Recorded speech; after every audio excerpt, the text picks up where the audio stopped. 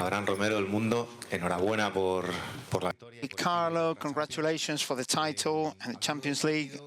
Talking about the game, I don't know how you went into the dressing room at half-time. If you went in screaming, if you were calm, if you were angry, willing to talk to many players, to any of the players. What happened at half-time and what happened in the 54th minute when you changed to a 4-3-3?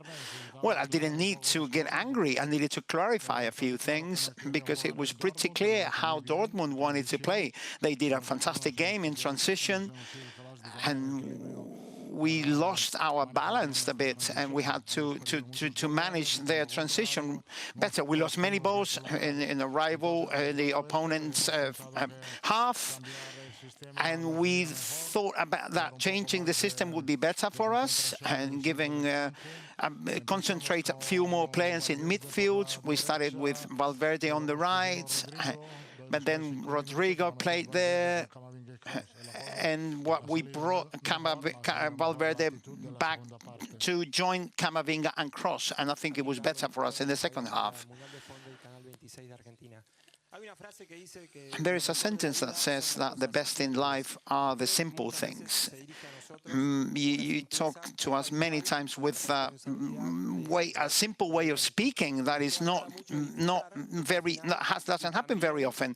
You talked a lot about enjoying and about suffering of this final. I wanted to ask you, what are the football arguments, the most simplest but the strongest footballing argument that has Real Madrid in order to be able to win this match? And in terms of suffering, how much did you suffer in this final? Well, I think this season, I said that we had many trouble. We lost some quality players. We had to substitute, we had to replace them with sacrifice and commitment. And this is what happened today, exactly the same.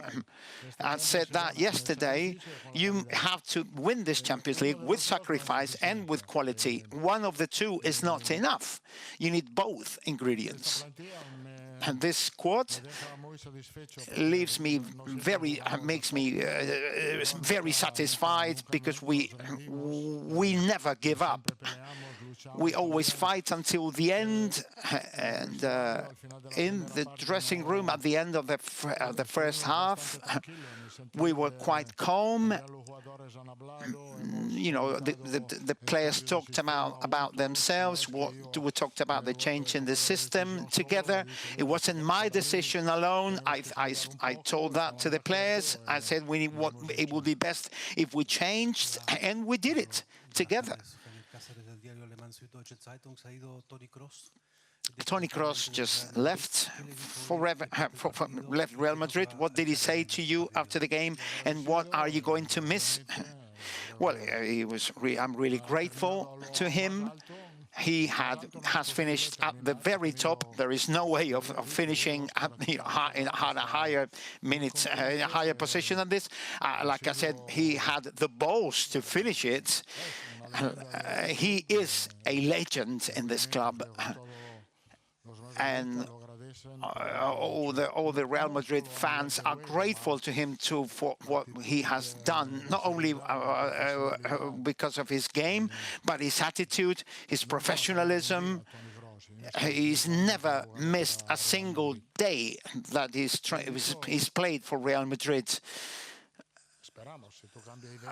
I said to him, we're waiting. If you change your mind, we're still here. We'll wait for you. Congratulations.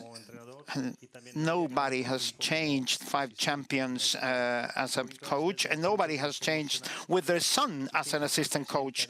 From an emotional point of view, how important is that? Emotionally, well, it's really good, of course. My son is my assistant coach. That's the truth. We are a family. I think that Real Madrid is a family. This is it says a lot about this club. It's a footballing family. It's a very healthy, clean atmosphere. It's fantastic for the structure and the tradition and etc. And this club working within a family, I think it's much better than working in an industry, if you like. So we feel at home when we work every day at Valdebebas, at Real Madrid's headquarters, and that obviously having my son next to me helps me a lot because he can tell me things that nobody else can tell me.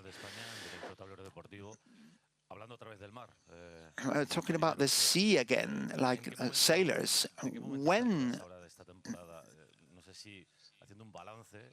if you assess the rest of the season and what happened at Manchester City, what would be the what would you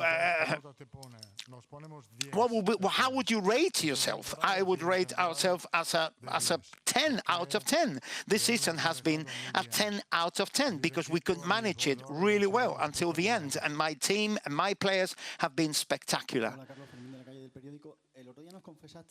The other day you confessed that before the game you had fear and nerves. I wanted to ask you about a different kind of fear. Do you think your rivals can be fearful at in front of the Real Madrid shirts, and when they are not clinical in front of goal like Borussia did in the first half? Do you think that can pay for it in the second half? Well, of course, normally it's something that happens in football. If you have your chances and you don't materialize, you know, you give a big advantage to your rival. You know, they played better than us and had more chances than us in the first half, but they let us get away with with 0-0, and at the end of the during the second half, when we started to have a bit more balance and we started playing better, we managed to win the game, to win the match. Congratulations. What goes through your head? And is it another day in the office, another title? What's behind all this? And what do you think about football? Because they will want the 16th trophy already. People will want that. Yeah, it is. That's the way it is. That's the way football is. Well, what goes through my head? I'm really happy. I'm really, really content. Because, well, everybody's waiting for this 9th final for Real Madrid, to win in a row, and the danger of not winning it was real, because Borussia was really good in the first half, and Borussia was a really uncomfortable rival in that respect. What's going to happen next? Something is going to happen. Something is going to happen for sure. We will be competitive.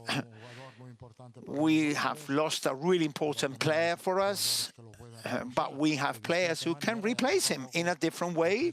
Little by little, we will think how we manage that, like we always did, like I always did. We will adapt to the characteristics of the players that we have in our squad. If we don't have Toni Kroos, we will have to play in a slightly different way, but we have fantastic players and we have resources in order to remain competitive.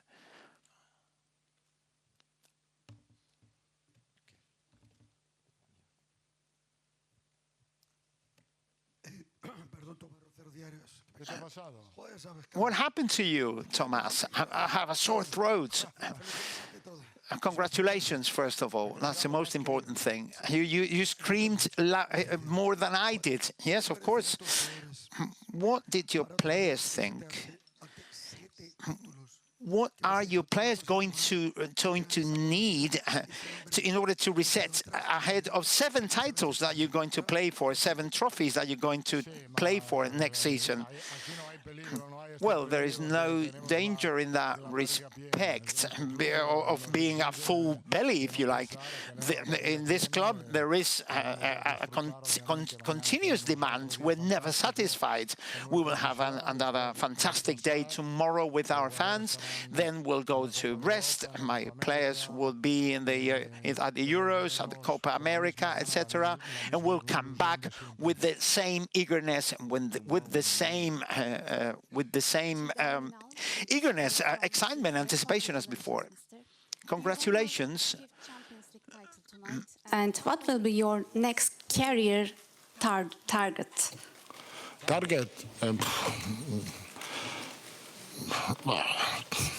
to try to do my best all the time, to try to do my best. I think this competition gave to me fantastic happiness as a player, as a manager, and my target is to try to repeat the same emotion that we had the week after this game, and so this is the target. I have the luck to be in the best club in the world. Last one here. Hola, mister, aquí. Enhorabuena, de corazón.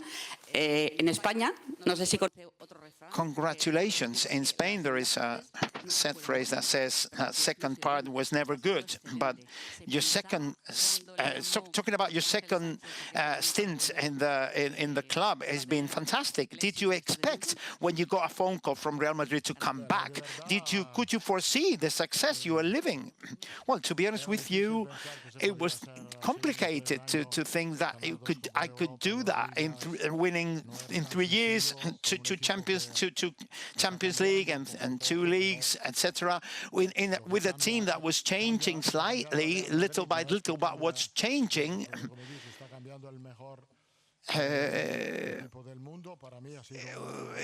Real Madrid is still the best team in the world. It's been a fantastic present for me, the chance to come back here, and I'm enjoying here trying to show the best version of myself and make the most of it.